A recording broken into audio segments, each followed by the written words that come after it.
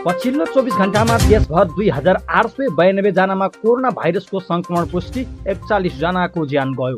सरकारका ऐतिहासिक कामका कारण एमाले नागरिकमा झन लोकप्रिय हुँदै गएको प्रधानमन्त्री केपी ओलीको भनाई। प्रधानमन्त्री केपी ओली प्रवृत्ति नै देश र देशवासीका लागि सबैभन्दा ठूलो घातक रहेको भन्दै त्यस विरुद्ध एकजुट हुन विपक्षी गठबन्धनको आह्वान। प्रतिनिधि सभा विघटनले संसदीय प्रणालीमाथि नै प्रहारको आशंका उत्पन्न भएको सभामुख अग्नि सापकोटाको भनाई। कालीगण्डकी 3औं डाइभर्सन बहुउद्देश्य परियोजनाको विरुद्ध सर्वोच्चमा रिट। प्रदेश सरकारको सहमति बिना कालीगण्डकी डाइभर्सन अघि बढाइए प्रतिकार गर्ने गण्डकी प्रदेश सरकारका प्रवक्ता कुमार खड्काको भनाई। कालीगण्डकी डाइभर्सन आयोजनालाई रोक्न नहुने योजना आयोगका प्रवक्ता मिङ बहादुर साईको प्रतिक्रिया। संसदीय शासन पद्धतिमा प्रधानमन्त्री नियुक्त गर्ने अधिकार राष्ट्रपतिको विशेष अधिकार भएको वरिष्ठ अधिवक्ता सुशील पन्तको तर्क। राउटी युवतीमाथि नै यौन दुर्व्यवहार गर्ने 3 जना पूर्वपक्षका लागि कारागार चलान। संवैधानिक आयोगमा 20 पदाधिकारीको नियुक्ति विरुद्ध सर्वोच्चमा पूरक रिट निवेदन दर्ता। रूपा सुनवारलाई कारबाही गर्न माग गर्दै सरस्वती प्रधान पनि मानव अधिकार आयोगमा। एमाले बैठकमा मन्त्री कृष्णगोपाल श्रेष्ठको राजीनामा माग। आउँदो आइतबारदेखि श्रम कार्यालय तहाचलले नियमित सेवा प्रदान गर्ने।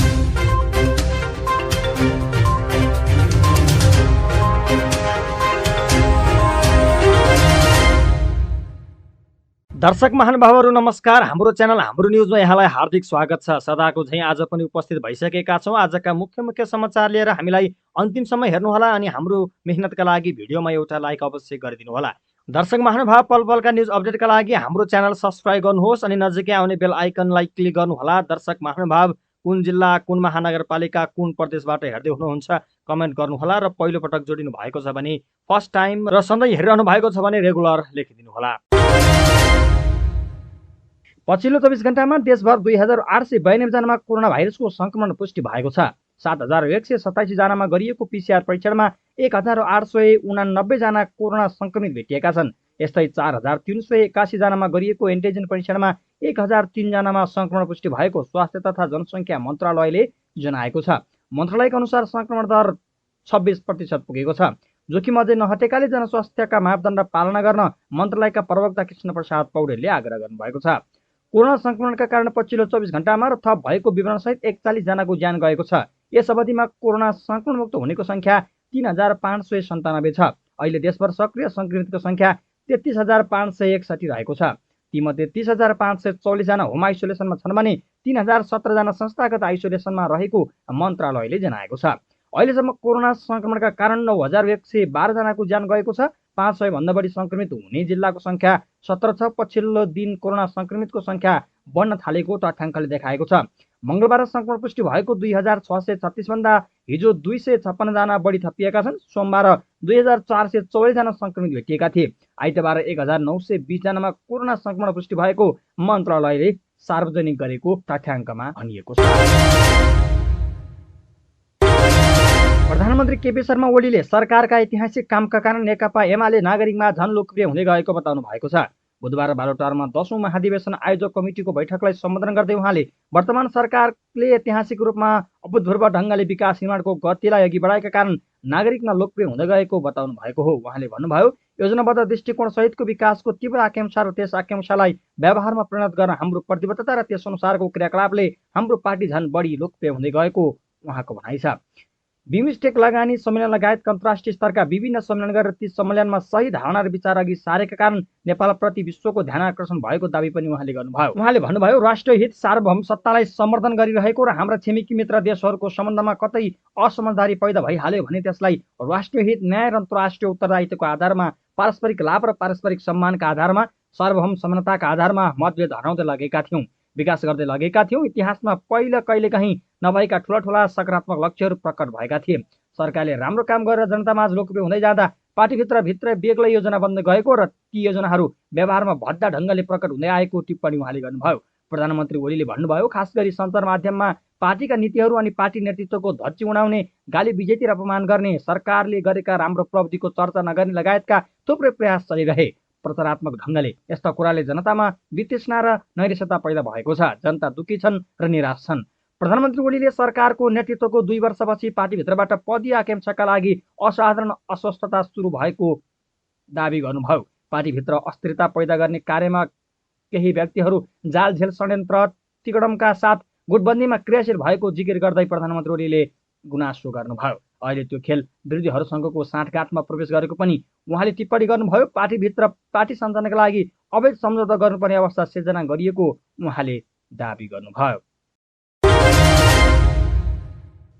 विपक्षी गठबन्धनले प्रधानमन्त्री केपी ओली प्रवृत्ति नै देश र देशवासीका लागि सबैभन्दा ठूलो घातक रहेको भन्दै त्यसविरुद्ध एकजुट हुन आह्वान गरेको छ। नागरिक आन्दोलन अगुवा, लेखक तथा बुद्धिजीवीसँग बुधबार गरेको अन्तर्क्रियामा गठबन्धनमा सहभागी दलका शीर्ष नेताहरूले ओली प्रवृत्तिको अन्त्य गर्नु अपरिहार्य रहेको भन्दै त्यस कार्यमा एक ठाउँमा उभिन सबैलाई आग्रह गरेका हुन्। नेपाली कांग्रेसका सभापति शेरबहादुर देउवाले प्रधानमन्त्री केपी शर्मा ओलीले आफ्नो पक्षमा निर्णय गर्नका लागि अदालतलाई धम्की दिइरहेको दाबी गर्नुभएको छ। कार्यकारी शक्ति भनेको जहिले पनि तानाशाही प्रवृत्तिको हुने भए पनि न्यायालय सधैँ संविधान अनुसार चल्ने भएकाले न्यायाधीशहरू प्रधानमन्त्रीको धम्कीबाट डराउने छैनन् भन्ने विश्वास आफूले लिएको सभापति देउवाले बताउनुभयो। उहाँले भन्नुभयो, उहाँ प्रधानमन्त्रीले अदालतमा धम्की दिइरहनु भएको छ। न्यायाधीशहरूले प्रधानमन्त्रीको धम्कीमा जाने हो कि भने देश के होला, कहाँबाट न्यायालय टिक्ला त? कार्यकारीले सत्ताको दुरुपयोग गर्न सक्दछ। कार्यकारी पावर भनेको जहिले पनि तानाशाही प्रवृत्तिको हुन्छ। संसद पनि कहिलेकाहीँ ठप्प गरिदिन सक्छ बहुमतको आधारमा। तर एउटा मात्रै संस्था छ जो न्याय गर्छ, त्यो हो न्यायालय। त्यसकारण स्वतन्त्र न्यायालय भनेको त्यो हो, त्यो मात्रै स्वतन्त्र न्यायालय हो। प्रधानमन्त्रीको केही लाग्दैन। यहाँ कतिवटा प्रधानमन्त्रीको केही लागेन नि। हामीलाई विश्वास छ ओलीको धम्कीबाट कुनै पनि न्यायाधीशहरू डराउनु हुने छैन। सम्पूर्ण देश, राष्ट्र, संविधान बचाउने पछाडि छ। संविधानले दिएको कुरा गरेको हो। हामीले न्यायाधीशलाई डराउने तर्साउने कामै छैन। विवेकपूर्ण न्यायका लागि हामीले अनुरोध गर्ने हो। यस्तै नेकपा माओवादी केन्द्रका अध्यक्ष पुष्पकमल दाहालले लोकतन्त्र, राष्ट्र र संविधानको मुख्य घातक नै केपी ओली प्रविधि भएको बताउनु भएको छ। उहाँले प्रविधि विरुद्ध एकजुट हुन पनि सबैलाई आह्वान गर्नुभएको छ। उहाँले भन्नुभयो, लोकतन्त्र, राष्ट्र, संविधानका निम्ति अहिले मुख्य घातक ओली प्रविधि हो। त्यसका विरुद्ध हामी छौँ। ओलीका विरुद्ध जाने हदसम्म तपाईँहरूसँग हो हामी, तर तपाईँहरूभित्र पनि हामीले ओली देखेका छौँ। त्यसैले धेरै आशा छैन। तर अहिलेको मुख्य समस्या ओली भएकाले त्यहाँसम्म हामी सँगै छौँ भन्ने ठान्छु। हाम्रो कार्यगत एकता भयो। हामीले राम्रोसँग आत्मसात गर्दा यो छलफल क्रिटिकल ढङ्गले अघि बढेकाले यो बढी फलदायी हुन्छ भन्ने मैले महसुस गर्छु। राजनीतिक दलका नेताहरू समस्या पर्दा नागरिक माझ आउने र सत्तामा पुगेपछि जनजीविकाका सवाल बिर्सने गर्छन् भन्ने सञ्चारकर्मीको आरोपमा उहाँले सबै नेताहरू उस्तै नभएको दाबी गर्नुभयो। उहाँले शान्ति प्रक्रियादेखि संविधान सभाबाट संविधान जारी गरेर गणतान्त्रिक देश घोषणा गर्ने समयसम्म आफूले गरेको योगदान तथा सम्झौताको फेरिस्त राख्दै उहाँले ती कामका लचिलो हुनु गल्ती थियो भन्दै प्रश्न समेत गर्नुभयो। अध्यक्ष दाहालले भन्नुभयो, तपाईँहरूले भने जस्तो हामी सबै उस्तै चाहिँ होइनौँ। केपीले प्रतिनिधित्व गर्ने प्रवृत्ति र हामी यहाँ भएका 5 पार्टीले प्रतिनिधित्व गर्ने प्रवृत्ति एउटै होइन। म युद्धमा थिएँ, ठिकै थिएँ। म शान्तिमा आउनु गल्ती भएको हो। संविधान सभा बनाउनु गल्ती भएको हो। संघीय लोकतन्त्र गणतन्त्र घोषणा गर्नु गल्ती भएको हो। तपाईँहरू सोचिदिनुहोस् किन यस्तो भयो। मैले चुनाव गरिसकेपछि राजनीतिक स्थायित्वको लागि कम्युनिस्ट एकता गर्दा ठिक हुन्छ भनेर प्रस्ताव गर्न गएँ। गल्ती गरेँ मैले गलत सम्झौता गरेको थिएँ त केपीसँग। लिडरसिपका बारेमा गरिएका सम्झौता र सहमति गल्ती थिए त? राष्ट्रको हितमा थिए त? यो पटक त लिखित गरिएको छ भन्ने ठाने मैले। सबैको हस्ताक्षर सहितको दस्तावेज पारिएको छ भन्ने ठाने। ठिकै छ, यस्तो त नहोला भनेको मेरै गल्ती हो त्यो। कम्युनिस्ट पार्टी एकीकरणका बेला भएका सहमति हस्ताक्षर गरेका प्रधानमन्त्री ओली अहिले भने खलनायकको रूपमा देखा परेको उहाँको टिप्पणी छ। उहाँले विश्वभरका कम्युनिस्ट पार्टीमा खलनायक जन्मिएको इतिहास रहेको भन्दै त्यस विरुद्ध लड्नुको विकल्प नभएको बताउनुभयो। अध्यक्ष दाहालले सरकार बन्ने बित्तिकै नागरिकलाई कोभिड-19 विरुद्ध खोप लगाउने, वर्तमान सरकारले गरेका अवैधानिक राजनीति, नियुक्तिलाई बदर गर्ने लगायतका काम गर्ने पनि स्पष्ट पार्नुभयो। त्यस्तै गरी नेकपा एमालेका वरिष्ठ नेता माधव नेपालले सिङ्गो व्यवस्था नै खतरातिर गइरहेको बताउनु भएको छ। नागरिक आन्दोलनका अगुवा, लेखक तथा बुद्धिजीवीसँग बुधबार गरेको अन्तर्क्रियामा बोल्दै नेता नेपालले देशको राजनीतिक खतरातिर गइरहेको भन्दै देश जोगाउने अभिभार सबैको भएकाले त्यही अनुसार योगदान गर्न आह्वान गर्नुभयो। प्रधानमन्त्री केपी शर्मा ओलीप्रति इङ्गित गर्दै उहाँले पार्टी नेतृत्वमा सकारात्मक सोच नभएको र नकारात्मक दृष्टि मात्र रहेको बताउनुभयो। राजनीतिक परिवर्तन ल्याए पनि त्यही अनुसारको संस्कारमा परिवर्तन हुन नसकेको टिप्पणी उहाँले गर्नुभयो। नेता नेपालले भन्नुभयो, देश लोकतन्त्र, संविधान, गणतन्त्र परिवर्तन सङ्कटको अवस्थामा छ। हाम्रो व्यवस्था नै खतरातर्फ गइरहेको छ। कतिपय अभिव्यक्ति र गतिविधि हेर्दा त्यसले राम्रो सन्देश, राम्रो सङ्केत देखिराखेको छैन। यसर्थ हाम्रो काँधमा निकै ठुलो जिम्मेवारी छ। ओली प्रवृत्ति पुनरावृत्ति नहोस् भन्ने नै आफूहरूको मूल एजेन्डा भएको भन्दै उहाँले आफूले त्यस विषयमा मूल्यको राजनीति नत्याग्ने प्रतिबद्धता पनि जनाउनु भयो। उहाँले भन्नुभयो, जेसुकै भए पनि म मूल्यको राजनीति नत्याग्ने भन्न चाहन्छु। विचार, सिद्धान्त, मूल्य र मान्यताका निम्ति जुन देशसँग जोडिएको होस्, नागरिकसँग जोडिएको होस्, समाजको परिवर्तनसँग जोडिएको होस्, यी मान्यता छोडिँदैन। पार्टीका कार्यकर्ताले छुवाछुत, महिला हिंसाका विरुद्धमा, समाजमा अन्याय अत्याचारका विरुद्धमा दृढताका साथ उभिने हो भने, नागरिक समाजले पनि हातमालो गर्ने हो भने, राज्य पनि त्यही अनुसार अगाडि बढ्ने हो भनी यो चीजमा परिवर्तन गर्न सकिन्छ उहाँले बताउनुभयो।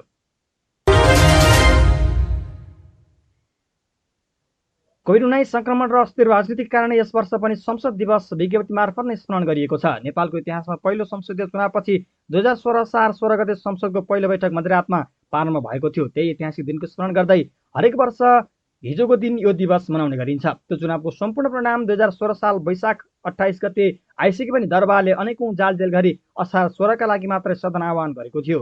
त्यो दिन राति 11:45 बजेका लागि आह्वान गरेको बैठक ठिक 12 बजे मध्यरातमा आरम्भ गरिएको थियो। नागरिकका प्रतिनिधि मार्फत शासन सञ्चालन गरिने सर्वोत्तम शासन व्यवस्थाको रूपमा संसदीय शासन प्रणालीलाई लिइन्छ। अघिल्लो वर्ष पनि कोरोनाकै कारण सभामुख र राष्ट्रिय सभा अध्यक्षले संयुक्त विज्ञप्ति मार्फत सम्पूर्ण नेपालीमा संसद दिवसको बधाई र शुभकामना व्यक्त गर्नुभएको थियो। प्रतिनिधि सभा विघटनपछि देशमा विकासित राजनीतिक घटनाक्रमले यसपटक भने सभामुख र अध्यक्षकै विज्ञप्ति पनि संयुक्त रूपमा आउन सकेन। सभामुख र अध्यक्ष दुवैले जिम्मेवारी सम्हाल्न अघि नै आफूहरूको कुनै राजनीतिक दलसँग संलग्नता र सदस्य नरहेको भनी घोषणा गरे पनि राजनीतिक घटनाक्रमले अहिले उहाँहरू आफ्नो पूर्व राजनीतिक दलसँगै उभिएको देखिएको छ। 2 दशकदेखि पूर्व सांसद मञ्चले संघीय संसद सचिवालयसँगैको समन्वयमा विभिन्न अन्तर्क्रिया चियापान र शुभकामना कार्यक्रम गरी संसद दिवस मनाउने गरेको थियो। पछिल्ला 2 वर्ष यता भने कोभिड-19 को संक्रमण जोखिमले त्यो सम्भव हुन सकेन। त्यसमा यस वर्ष नेकपाको आन्तरिक कहलाबाट सिर्जना भएको राजनीतिक संक्रमणले पनि मलजल गरेको देखिएको छ। अघिल्लो वर्ष सभामुख र अध्यक्षले दिएको संयुक्त विज्ञप्तिमा राज्य पुनर्संरचना र संघीय शासन प्रणालीको कार्यान्वयन गर्न तीनै तहमा संसदीय अभ्यासलाई प्रभावकारी बनाई जगदेखि नै मजबुत बनाउन सबै क्षेत्रको सहयोग हुन जरुरी रहेको उल्लेख थियो। यस्तै सभामुख अग्निप्रसाद सापकोटाले संसद दिवसका उपलक्ष्यमा दिएको शुभकामना सन्देशमा प्रतिनिधि सभाको पटक पटकको विघटनले संसद र संसदीय शासन प्रणालीमाथि नै प्रहार भएको आशंका उत्पन्न भएको विचार राख्नु भएको छ। उहाँले सन्देशमा भन्नुभएको छ, मौलिक ढङ्गले संसदीय परिपाटीको सञ्चालन गर्दै संसदलाई जीवन्त र जनमुखी बनाई लोकतन्त्रको विकास विस्तार र सुदृढीकरण गरी लोकतन्त्रको लाभलाई नागरिक स्तरमा पुर्याउनु आजको आवश्यकता हो। सभामुख सापकोटाले सङ्घ प्रदेश र पालिकामा संसदीय अभ्यासलाई प्रभावकारी बनाउने दिशामा अघि बढ्दा मात्रै अनगिन्ती सङ्घर्ष र आन्दोलनका बलमा निर्मित संविधान अनुरूप राज्य पुनर्संरचना र संघीय शासन प्रणालीको कार्यान्वयनमा बल पुग्ने विश्वास व्यक्त गर्नुभएको छ। उहाँले लोकतान्त्रिक व्यवस्था स्थापनाका लागि भएका सबै खाले सङ्घर्षमा आफ्नो जीवन उत्सर्ग गर्ने सम्पूर्ण शहीदप्रति श्रद्धाञ्जली अर्पण गर्दै यस क्रममा बेपत्ता घाइते तथा अभङ्ग भङ्ग हुनुभएका योद्धाप्रति उच्च सम्मान व्यक्त गर्नुभएको छ। यस्तै संसद दिवस मनाउँदै रहँदा 34 सङ्कट बेहिरहेको तथा कोभिड सङ्कट जारी रहँदा यसबीचमा संघीय संसद प्रतिनिधि सभा दोस्रो पटक विघटन गरिएको जनाउँदै सभामुख सापकोटाले गहिरिँदो राजनीतिक सङ्कटका बीच मौसमजन्य विपत्तिको पनि सामना गरिएको बताउनु भएको छ। सभामुख सापकोटाले भन्नुभएको छ, संसद दिवसले संघीय संसद सदस्य, संविधान सभाका सदस्य, पूर्व सांसद, राष्ट्र सेवक, कर्मचारी लगायत सबैमा संवैधानिक सर्वोच्चता र लोकतन्त्रको रक्षाका लागि एकजुट हुन प्रेरणा मिल्नेछ।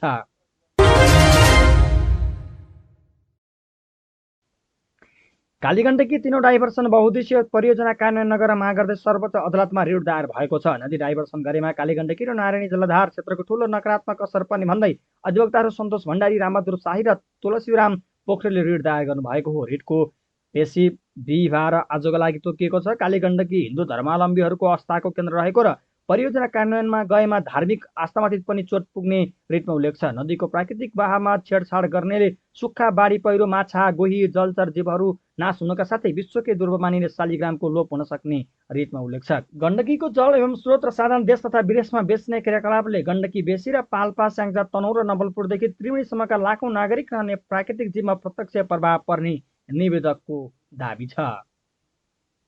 गण्डकी प्रदेश सरकारका प्रवक्ता कुमार खड्काले कालीगण्डकी 3औं बहुद्देश्य डाइभर्सन आयोजना गण्डकी प्रदेशका नागरिकको अहितमा रहेको भन्दा यसलाई रोक्न माग गर्नुभएको छ। न्युज एजेन्सी नेपालसँग कुरा गर्दै मन्त्री खड्काले यस परियोजनाले गण्डकी प्रदेशको जैविक विविधता, पर्यावरण, पर्यटनमा असर पर्ने भन्दै यसलाई रोक्न माग गर्नुभएको हो। संघीय सरकारले यस परियोजना निर्माणका लागि प्रदेश तथा पालिकासँग कुनै प्रकारको समन्वय नगरेको उल्लेख गर्दै उहाँले सङ्घ सरकारले गण्डकी प्रदेशको भूगोल, प्राकृतिक स्रोत र सम्पदामाथि नै अतिक्रमण गरेको बताउनुभयो। सङ्घ सरकारले यो कामलाई संहिता र संविधानमाथिकै प्रहारको रूपमा प्रदेश सरकारले बुझेको उहाँले बताउनुभयो। प्रदेश सरकारका प्रवक्ता खड्काले भन्नुभयो, सङ्घ सरकारले गण्डकी प्रदेश सरकारसँग सामान्य सरसल्लाह समन्वय नगरिकन कालीगण्डकीलाई डाइभर्ट गरेर 3औं खोलामा मिसाएर अगाडि बढाउने भनेर योजनाको शुभारम्भ गर्यो, कार्यालय स्थापना गर्यो।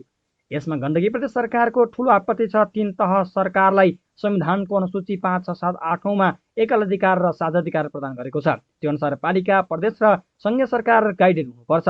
यो परियोजनाको सन्दर्भमा संघीय सरकारले आफू मात्र रहेको भनेर निर्णय गरेको छ। यो संविधानको बर्खिलाप छ, संहिताको बर्खिलाप छ। अझ विस्थापनमा जाने सरकार त्यसैले दीर्घकालीन महत्त्वको योजना ल्याउँदा खैरी निर्वाचन आचार संहिताको पिरियडमा ल्याउनु पनि राजनीतिक रूपमा अपराध हो भन्ने हाम्रो ठम्याइ छ। जैविक विविधता, पर्यावरण, पर्यटन, राजनीति र संहितामा असर गर्ने गरेर यसले सर्वाङ्गीण क्षेत्रमा असर गर्ने हुँदाखेरि गण्डकी प्रदेशको नागरिकको अहितमा रहने गरी र गण्डकी प्रदेशको हित विपरीत यो परियोजना आएको छ। यो परियोजना गण्डकी प्रदेशको भूगोलमा प्राकृतिक स्रोत र सम्पदामा सङ्घको अतिक्रमण, संहिता र संविधानमाथिको प्रहार हो भन्ने बुझेर हामीले यो कार्यक्रम तत्काल रोक्नका लागि प्रदेश सरकारको तर्फबाट केन्द्र सरकारलाई अनुरोध गरेका छौँ, उहाँले भन्नुभएको छ। कालीगण्डकी 3औं बहुउद्देश्य डाइभर्सन आयोजना अहिले सर्वाधिक चासोको विषय बनेको छ। यो आयोजनाको सम्बन्धमा सङ्घीय सरकार र प्रदेश सरकारमा विवाद पनि उत्पन्न भएको छ। गएको शनिबार सङ्घीय सरकारका अर्थमन्त्री विष्णुप्रसाद पौडेलले बुटवलमा आयोजनाको फिल्ड कार्यालय उद्घाटन गरेपछि यो विषय सत्तामा आएको छ। दुवै सरकारले आफ्नो अडान सार्वजनिक गर्दै आएका छन्। यो आयोजना तयार गर्न राष्ट्रिय योजना आयोग र प्रमुख सरकारवाला प्रदेश सरकारका प्रवक्तालाई किन विवाद भएको हो भनेर सोधिएको थियो। त्यही प्रश्नमा राष्ट्रिय योजना आयोगका सदस्य तथा प्रवक्ता मिनबहादुर साईले कालीगण्डकी 3औं बहुउद्देश्य डाइभर्सन आयोजना रोक्न नहुने बताउनु भएको छ। कालीगण्डकी 3औं बहुउद्देश्य डाइभर्सन आयोजनाका सम्बन्धमा पछिल्लो समय विवाद बन्न थालेसँगै प्रवक्ता श्रेष्ठले यो आयोजना बहुउद्देश्य आयोजनामा भएको भन्दै यसलाई पनि कुनै हालतमा रोक्न नहुने बताउनु भएको हो। विद्युत उत्पादन, सिँचाइदेखि लिएर रोजगारी सृजना समेत भई देशको अर्थतन्त्र विकासका लागि यो आयोजनाले टेवा पुर्याउने उहाँले बताउनुभयो। यस आयोजनाबाट आउँदा दिनमा बुढी गण्डकीलाई समेत पानी दिने गरी परिकल्पना गरिएको उहाँले स्पष्ट पार्नुभयो। यस्ता आयोजना निर्माण नगर्ने हो भने सरकारले अपेक्षा गरेको 2 अङ्कको आर्थिक वृद्धि दर सम्भव नहुने पनि उहाँले उल्लेख गर्नुभएको छ। वरिष्ठ अधिवक्ता सुशील पन्तले संसदीय शासन पद्धतिमा प्रधानमन्त्री नियुक्त गर्ने अधिकार राष्ट्रपतिको विशेष अधिकार भएको तर्क गर्नुभएको छ।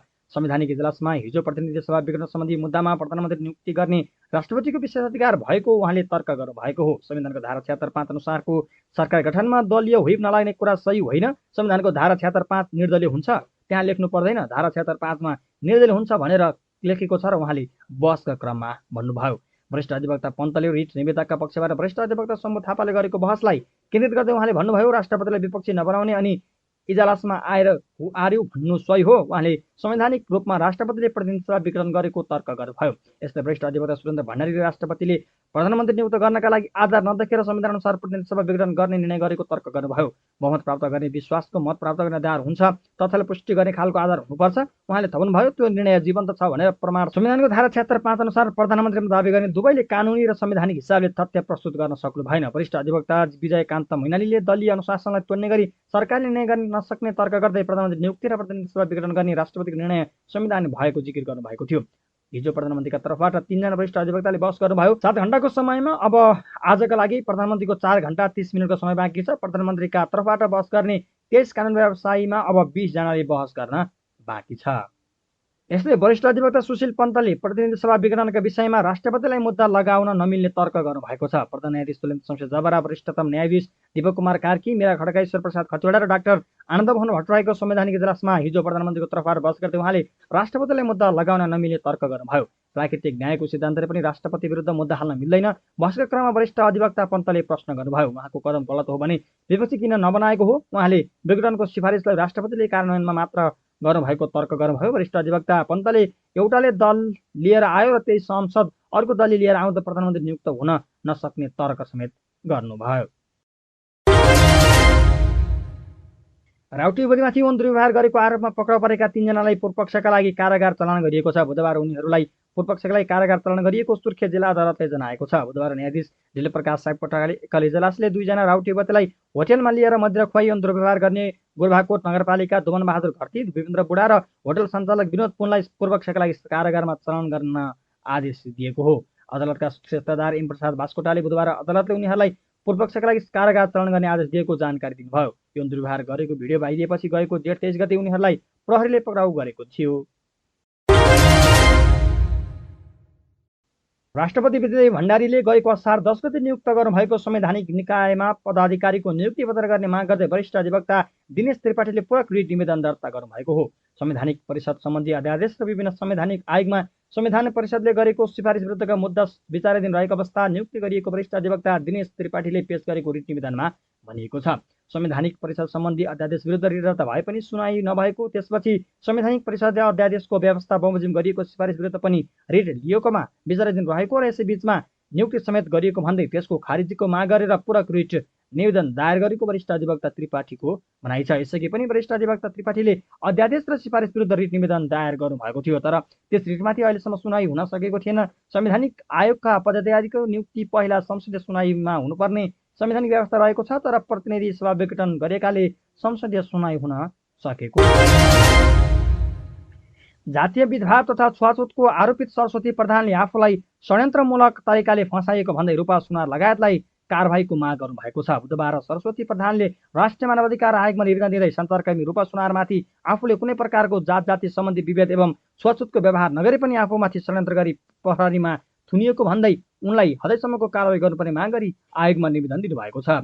उहाँले रूपा सुनारले कोठा खोज्न सहयोग गर्ने सुषमा राई र सृजना राईलाई पनि कारवाही गर्नुपर्ने माग गर्नुभएको छ। असार 1 गते सञ्चारकर्मी रूपा सुनारलाई दलित भएको कारण कोठा नदिएको भन्दै सुनारले प्रहरी वृत्त मौजुरी दिएसँगै प्रधानलाई प्रहरीले 3 दिन हिरासतमा राखेर अनुसन्धान गरेको थियो। प्रधानले निषेधाज्ञाको समयमा PCR रिपोर्ट बिना कोठा खोज्न हिँडेर महामारी फैलाउन खोजेको, अपराधिक कार्यका लागि कोठा खोज्न आएको तथा आफ्नो मन्जरी बिना फोन रेकर्ड गरी त्यसलाई आधार मानेर प्रहरीमा उजुरी दिएकोमा आफ्नो स्वतन्त्रता विपरीत भएकाले कारवाही गरिनुपर्ने बताउनु भएको छ। उहाँले निवेदनमा भन्नुभएको छ, नेपाल सरकारले जारी गरेको निषेधाज्ञाको आदेश उल्लङ्घन गरी र बिना PCR रिपोर्ट खुल्याम आवत गरी महामारी फैलाउने मानव विरोधी अपराध गरेको रूपा सुनारलाई कोठा आवश्यकता नै नरहेको भए पनि आपराधिक कार्य गर्नका लागि कोठा खोज्नु आएको बहानाबाजी बनाई मेरो मन्जुरी बिना फोन रेकर्ड गरी त्यही प्रमाण सृजना गरी मेरो विरुद्ध छुवाछुतको उजुरी दिई गैर कानुनी एवं मेरो व्यक्तिगत जीवनको स्वतन्त्रता विपरीत हुने गरी पूर्वग्रहीपूर्वक थुनिएको उहाँको भनाइ छ। यस्तै प्रधानले सञ्चारकर्मी सुनारले सञ्चारकर्मी प्रमाणपत्रको दुरुपयोग गरेको पनि आरोप लगाउनु भएको छ। घरधनी श्रीमान र सासू भएको भन्दै उहाँले आफूलाई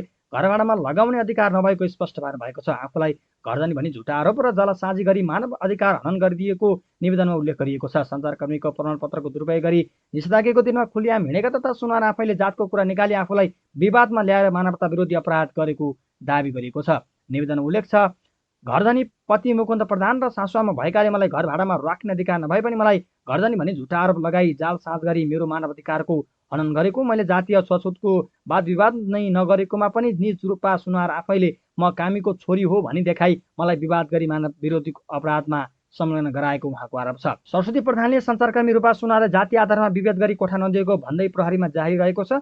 3 दिन हिरासतमा बसेर प्रधान छुट्नु भएको हो। सुनारले पनि आफूमाथि विभेद भएको भन्दै राष्ट्रिय मानवाधिकार आयोगमा निवेदन दिनुभएको छ।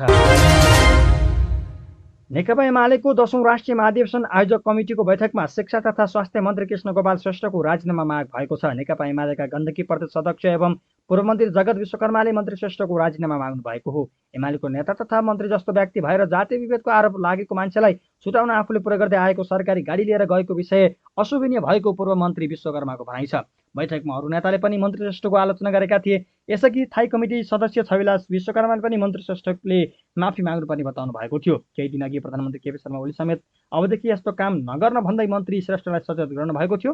यसैबीच मन्त्री श्रेष्ठले राष्ट्रिय मानवाधिकार आयोग पुगेर गल्ती महसुस गर्नुभएको छ। आयोगका पदाधिकारीसँग छलफल गर्दै मन्त्री श्रेष्ठले आफूले गल्ती गरेको र अबका दिनमा यस्तो गल्ती नगर्ने बताउनु भयो। रूपा सुनारमाथि जातीय विभेद गरेको आरोपमा पक्राउ परेकी सरस्वती प्रधानलाई महानगर प्रहरी वृत्त सिंहदरबारले गएको 9 गते रिहा गरेको थियो। रिहाइका लागि मन्त्री श्रेष्ठ आफै सरकारी गाडीसहित वृत्तमा पुग्नु भएको थियो। वैदेशिक रोजगार विभाग श्रम कार्यालय ताहाचले आउँदो आइतबारदेखि नियमित सेवा प्रदान गर्ने भएको छ। कोरोना संक्रमण रोकथामका लागि भएको निषेधाज्ञामा अवधिमा 3 दिन श्रम स्वीकृति प्रदान गर्दै आएको कार्यालयले आउँदो आइतबार अर्थात् असार 20 गतेदेखि नियमित रूपमा सेवा प्रदान गर्ने जनाएको छ। गएको वैशाख 24 गतेदेखि केही समय कार्यालयले भौतिक रूपमा उपस्थित भएर प्रदान गर्ने सेवा बन्द गरेको थियो। तर सरकारले निषेधाज्ञासँगै अन्तर्राष्ट्रिय उडान पनि खुलाउँदै लगेपछि कार्यालयले नियमित रूपमा श्रम स्वीकृति प्रदान गर्ने जनाएको छ। तर अहिले पनि बायोमेट्रिक भएका र अनलाइनबाटै पनि श्रम स्वीकृति लिन नमिल्ने व्यक्तिहरूलाई अनलाइनबाटै सेवा लिने विभागले अनुरोध गरेको छ। बायोमेट्रिक नभएका व्यक्ति र स्वयं उपस्थित हुनैपर्ने काम बाहेक अन्य व्यक्तिहरूलाई विभागले सेवा प्रदान नगर्ने पनि जनाएको छ। कार्यालयमा उपस्थित भएर भिडभाड गर्न पाइने छैन। कार्यालय जाने सबैले अनिवार्य रूपमा स्वास्थ्य सुरक्षाका मापदण्ड पालना गर्नुपर्नेछ।